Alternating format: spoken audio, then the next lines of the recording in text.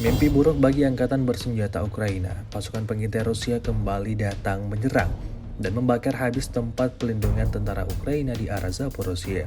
Rekamannya ramai beredar di media sosial Telegram pada Jumat 5 Juli 2024. Petarung Ukraina tak memiliki waktu banyak untuk istirahat atau hanya sekedar duduk sejenak. Pasalnya, badai serangan rudal yang diciptakan Rusia terus menyasar satu persatu titik pertahanan Ukraina secara brutal, seperti yang terlihat dalam rekaman. Di area ini, bangunan-bangunan dan lubang persembunyian tentara Ukraina menjadi sasaran empuk pasukan pengintai Rusia. Semuanya hancur total dan habis diledakkan. Tanpa sekelompok tentara Ukraina kalang kabut dan berusaha menyelamatkan diri.